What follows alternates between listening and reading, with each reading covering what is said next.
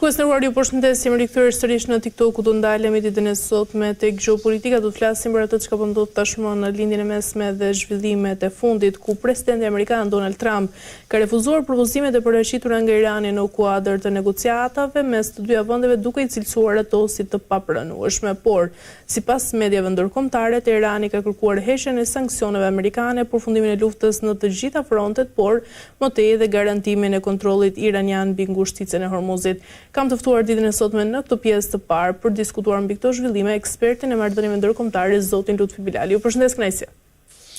Kënaqësia nga ana ime, përshëndetje. Atëherë zot Bilali, sa i përket zhvillimeve të fundit në lindjen e mesme pra në konfliktin mes Shubasë dhe Iranit, të refuzimi i ofertës iraniane nga Donald Trump po shihet si një sinjal se negociatat mes të dyja vendeve pra kanë hyrë në fazën më të rrezikshme dhe me Hormuzin në qendër të përplasjes dhe Izraelin të përfshirë pra nga ana tjetër në prapasken, frika për një shpërthim rajonal po rritet nga dita në ditë. Fillimisht si shihni të gjitha këto dhe nga ana tjetër po shkojmë drejt një dështimi total të diplomacisë dhe hyrjes në një fazë, le ta quajmë, ku lufta tashmë po konsiderohet alternativa reale nga të dyja palët, pra qoftë nga ana e Shubasë dhe nga ana e Iranit? Është fazë jashtëzakonisht e rrezikshme, e cila mund të ripërtri prap luftën, meqense ndonjëherë ka luftime siç presidenti amerikan i quan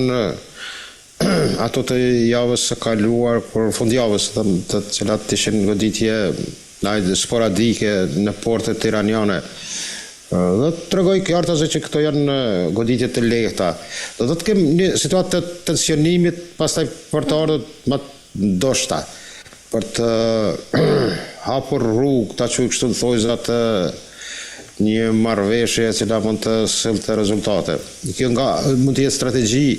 amerikane, e cila kuptohet pastaj kërkohet pas 60 ditëve të kërkojë lejen e Kongresit për vazhdimin e luftimeve, dhe këtu ka bërë rastisht Trump. Mendoj që edhe para një situate e cila mund të sjellë ndoshta rezultate në disa pika, dhe këtë jo rastisht Irani kërkon ndarjen e faza parë, që do të ka kthyer një përgjigje, 4 pika kryesore të cilat i ka përfshirë, të cilat janë sidomos ka të bëjnë me fazën e parë 30 ditore për fazën e paqes, arritjes së fillimit të bisedimeve për arritjen e një marrëveshje paqësore. Pastaj ka të bëjë me çështje pika e rëndësishme për ekonominë globale, për përgjithësi, mund të për tregun e energjisë, do ishte ngushtica e Hormuzit, e cila kërkohet me këngulja nga pala iraniane të menaxhohet nga ta, që amerikanët në një farë mënyrë kundërshtojnë për arsyet përfitimet që mund të kenë nga taksa që mund të aplikojnë iranianët, dhe kjo do ishte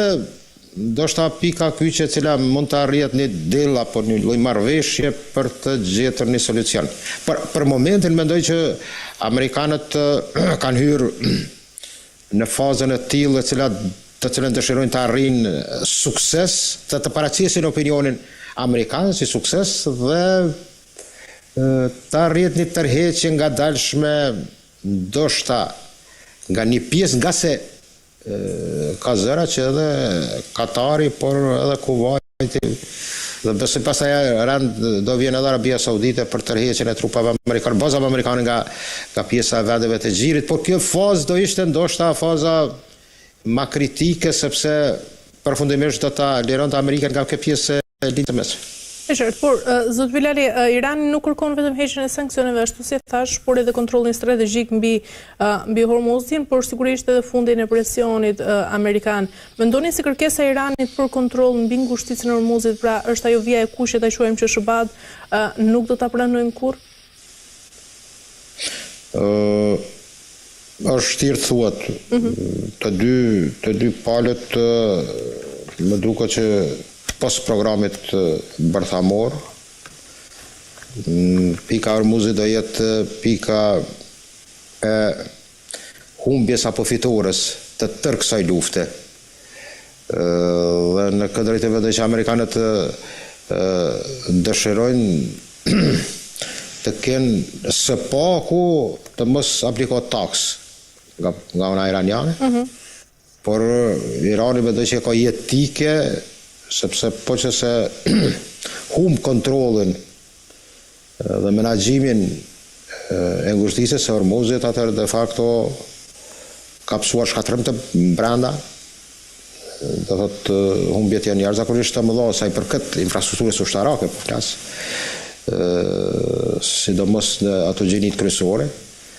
por jo dëmtuar e mposhtur plotësisht, do ishte një lloj humbjes. Mendoj që në aspektin strategjik Irani me Hormuzin e ka levin kryesor të mbajtjes së tërë situatës në duart dhe të arrit të ketë një lev jashtëzakonisht të fuqishëm edhe për bisedime, sepse ekonomia botërore varet nga ngushtica e Hormuzit dhe varet nga Irani, kam drejtën. Dhe kjo këtë mjetë jashtëzakonisht efikas, këtë objektiv, Irani nuk besoj që do alshaj. Por, a do kemi kompromis i cili do arrijet të gjendet një model me të cilën Amerikanët në fund mund të pajtojnë, do ishte hë për hë, pa par ende angazhmonin në tavolinë dhe në arritjen e gjitha pikave që ka të bëjtë për një marrëveshje tashme paqësore, e cila ka të bëjë kryesisht jo një marrëveshje përkohshme që kërkojnë iranianët, por një marrëveshje e cila do të ishte edhe gjithë përfshirëse, sidomos me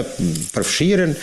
edhe të ngrirjes së aseteve të Iranit, të cilat janë milar që në për bankat ndërkombëtare dhe sidomos ato perëndimore. Dhe kjo do ishte në një farë mënyrë edhe rikuperimi të asaj që është dëmtuar brenda infrastruktura edhe civile objektivave, do të kemi 20.000 objektiva të goditura. Meqenëse apo kemi luftime sporadike, të cilat më njëherë nga ana e Trumpit është një strategji jashtëzakonisht interesante. Ai flet për goditje që do të bëhet në Iran, kanë edhe 24 orë kohë, kanë edhe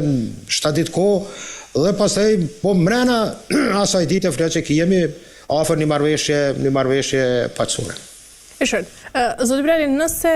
Irani tenton pra realisht të kontrollojë ose të bllokojë totalisht ngushtisën e Hormuzit, mendoni se do të kemi një ndërhyrje ushtarake pra nga ana e Shubas apo Aladë? Ka qenë një tërheqje vërejtjes mbram për një ekspeditë të anijeve franceze dhe britanike për të hyrë në ngushtisën e Hormuzit, por ka qenë një reagim pastaj gardës revolucionare islamike që do goditen pa pëlqimin e kësaj garde të hyjnë dhe të dalin nga kjo ngushticë. Dhe kjo mendoj që ka shenja, mendoj që edhe pse ka divergjenca mes aleancës, sidomos atyre evropian, mes atyre evropian dhe amerikan, prapë ndoshta ka një bashkëpunim të cilët mund të afrojnë, sidomos ania fulda gjermane, e marinës gjermane, cila bën pastrimin e minave në det në New York, dhe gjitha këto flasin që në momentet saktura mund të jetë të gjitha këto forcat të aleancës mund të jenë të përreshtë. Por a mund të ketë eskalim, ju pyetët të jemi drejt për drejt në rifillim të luftimeve? Po ato mund të vinë çdo moment, çdo orë. Ka se kjo varë, mund thëmë tash arpushimi është i njanshëm, këtë shprejnë shpesh edhe forcat iraniane, që arpushimi vjen nga pala amerikane, personalisht nga Trump, i cili vazhdon arpushimin dhe jep ultimatumet të ndryshme, për rreziku që ndron që të kemi një, pasi që Izraeli me duket që është ai shkaktari i cili në një farë mënyre dëshiron patjetër të ketë rezultate, sepse brenda në Izrael do ketë vlime të mëdha, dhe pozicioni dhe pushtetja i Netanyahu varen nga gjitha krizat dhe kaoset që shkaktojnë në lindjet e mesme për të mjetuar ende në pushtet. Por strombollari gjithë kësaj që apo ndodh sot në lindjet e mesme, besoj që do jetë për të dhënë një epilog, do jetë takimi në Peking mes Xi Jinpingut dhe Trumpit 14-16 maj, 10 ditë javë, i cili mund të sjellë se do bisedohet temë kyçe do jetë Irani, që për kinezët është jetike për ekonominë e tyre, por edhe strategjike kuptohet për gjithë vendet e organizatës së vendeve të BRICS-it, do ishte rëndësishme dhe më të thënë martirja kryesore për të arritur shpërndarjen dhe interesat të tëra asaj që njihet në ekonominë e BRICS-it përmes Iranit. Por edhe vend burim i energjisë kuptohet që ka nevojë ekonomia kineze dhe ky takim do jetë krucial, mendoj, që për të parë se amerikanët rreth Iranit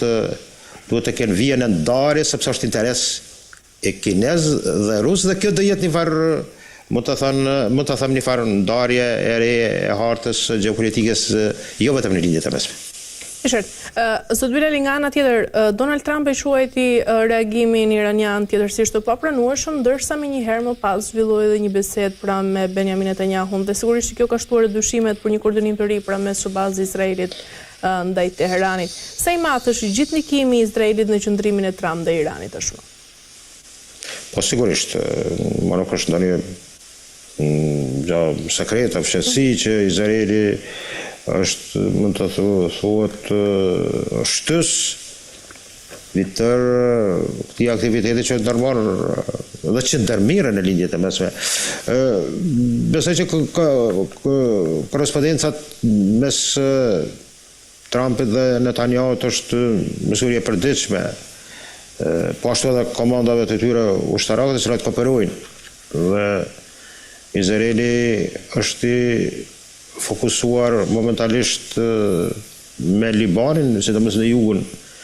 e Libanit, ku ndoshta luftimi nuk kanë shkuar ashtu siç ka menduar për pushtimin e shpejtë të kësaj pjese, bëhet i afrohet edhe Beirutit. Përsëritet regjia vitit, pa më skenari i vitit 1982, me pushtimin e plot edhe të kryeqytetit të Libanit. Por më duket që gjërat kanë shkuar thellë në disfavor të Izraelit në këtë pjesë, sepse ka një rezistencë jashtëzakonisht të çuditshme dhe sidomos brigada 7 tankiste e forcave izraelite ka probleme të mëdha. Dhe kjo tregon që Izraeli do ketë telashe sidomos për brenda, do thotë është një apartheid i llojit vet në Westbank atje në Jordanin Perëndimor, një përsëritje reprize asaj që po ndodh në qytete dhe fshatrat e Libanit jugor, me atë që ka ndodhur në Gaza, dhe kjo mendoj që do jetë shtytje e madhe për Izraelin që në aspektin mendoj të rrethanave të përgjithshme nuk është në pozicionin më të mirë. Pastaj ka pretendimet për aktivitetin në pjesën jugore të Sirisë, me pjesën druse atje ku inicion konflikte dhe apetite për ndarje të kësaj pjese ku jetojnë drusët. Dhe do thotë komplet në një situatë, pastaj nuk është situata që e mirë edhe me pjesën e Sinajt të Egjiptit. Do kemi ngjarje jo vetëm në këtë vit, por në vitin e ardhshëm dëshoj që ngjarja jashtëzakonisht të konflikteve të përmasave të cilat do shkaktojnë trubullira dhe do të riaktualizojnë prapë këtë tematikë të lindjes së mesme në nivel botror. Por Izraeli është faktori kyç që mund të ndikojë, që nuk do ndikojë de facto në administratën amerikane, që të kemi një paqe sa do të brisht, por e cila nuk eskalon më tutje, sidomos në raportet e asaj që njihet tani më mes luftimeve Izrael-Iran, të cilat në mënyrë unilaterale pa ndihmën amerikane do të ishin jashtëzakonisht të rrezikshme për Izraelin, dhe këtë drejtim Izraeli mendon që ndoshta të ketë goditje në forcë në territorin e Iranit, në shtetin e Iranit, por për momentin aktivitetet kryesore të Izraelit janë në hulumtimet të përkrajës elementeve kurde në Irak, të cilat do jenë jetik, edhe baza shokuese, cila zgjoj interesim nga mediumet për një bazë të fshehtë në Irak, tregon që realisht Izraeli, mund të them ndonjëherë, ajta që është kontrollon 22 vendet të Ligës Arabe, por ndonjëherë edhe i çmend. Ndërkësh, zot Bilali, Ka pasur një deklarat nga Benjamin Netanyahu, i cili ka thënë se Izraeli dëshiron pra që të heqë dorë nga miliardat amerikane brenda një dekade, por sigurisht kjo shihet pra nga ana tjetër edhe si një sinjal historik për ndryshim të madh strategjik në raportet sa i përket Shëbaz dhe Izraelit. Çfarë do të thotë realisht kjo rivendosje e marrëdhënieve Shëba-Izraelit? A kemi të bëjmë ndoshta me një krizë të heshtur me salatëve dhe nga ana tjetër, a mund të jetë vërtet kjo një përpjekje pra që Izraelit për të treguar se mund të veprojë i pavarur ushtarakisht edhe pa Washingtonit? Ja, absolut. Ja, nuk mundet Izraeli pa ndihmën komplet të perëndimore në veçantë të Shëbave. Ne dim që ke deklarimet përfaqësuese të shtetit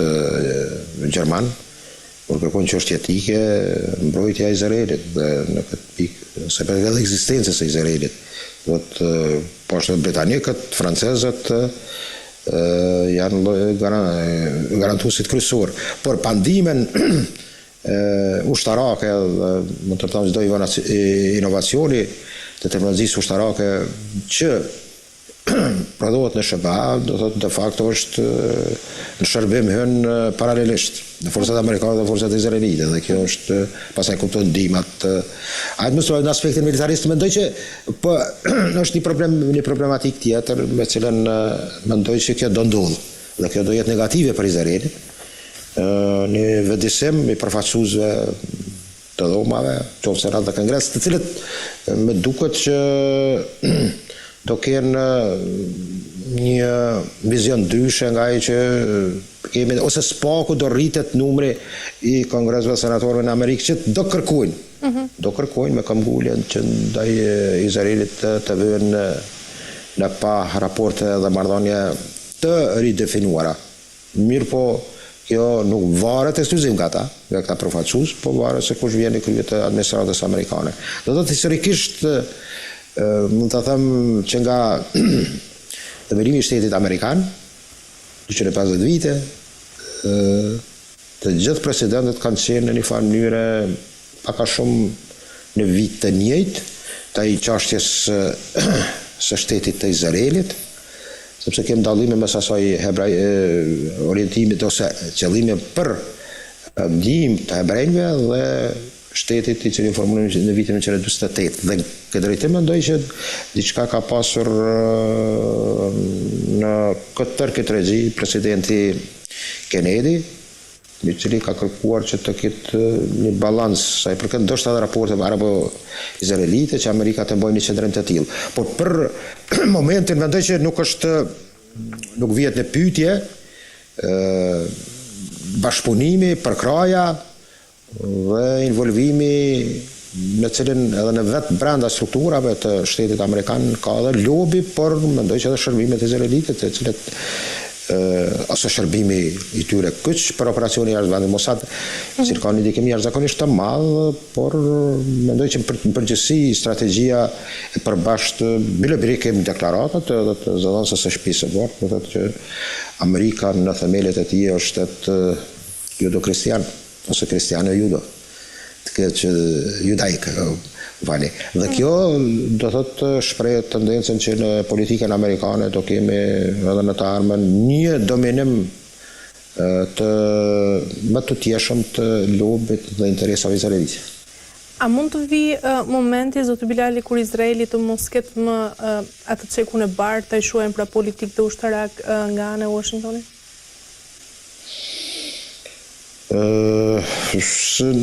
Nuk e besoj mund të pësot me që se ka një ndryshim të opinionit, qoftë edhe medial, pastaj rrjetet sociale do thotë hyrja në ne mund të them komplet sa i përket informacionit kemi një ndryshim të madh, qoftë blogerëve, podcastëve, të cilët jashtëzakonisht kemi për shembull figura me emra medial që kanë luajtur edhe në fitoren e Donald Trumpit, ta Karlsonit që është si bie fjala, por edhe të jashtëzakonisht elementëve të cilët ish oficer ose kuadër ushtarak apo inteligjent të ushtrisë amerikane apo inteligjencën e tyre, të cilët kanë dhe dhënë informacione jashtëzakonisht të rëndësishme dhe kanë dalur në në vijen e mbrojtjes së realitetit dhe çka është për interesin amerikan, pikë pari. Dhe mendoj që Amerika e para ka rëndësi për të arritur të mbrojë interesat amerikane, jo të jetë ndoshta manipuluar nga shtetet të cilat në një farë mënyrë Amerika fuqi e madhe, mendoj të jetë satelit i ndonjë fuqie tjetër, siç është rasti me Izraelin, por mendoj që ai momenti kur mund të vihet ndryshim i madh nuk e besoj. Këto kemi ndryshime të ngadalshme, të cilat mendoj që në periudhën të 10 vjeçare do kemë ndryshime, por këto varen edhe nga faktorë tjerë ekstern, të cilët do kemi një rivendosje të re në aspektin e marrëdhënieve ndërkombëtare apo të një ridefinimi komplet të rendit të ri botror, të cilat mendoj të kanë 3 forca kryesore do qëndrojnë paralel dhe do kenë, se të tham, zëri i tyre do jetë parafarsisht i njëjtë, dhe pastaj ja 3-4 forca nën këtë superstruktur apo strukturë jashtëzakonisht të fuqishme të një lloj trilaterale, të cilat do jenë pastaj edhe 3-4 forca të që do jenë jashtëzakonisht të rëndësishme për gjeopolitikën e përgjithshme dhe dominimin në skenën botërore. Por hapërhëm nuk mendoj që kjo kartë izraelite do fillon të fiket shpejt. Ngadalë po, por shpejtësi të madhe nuk e besoj.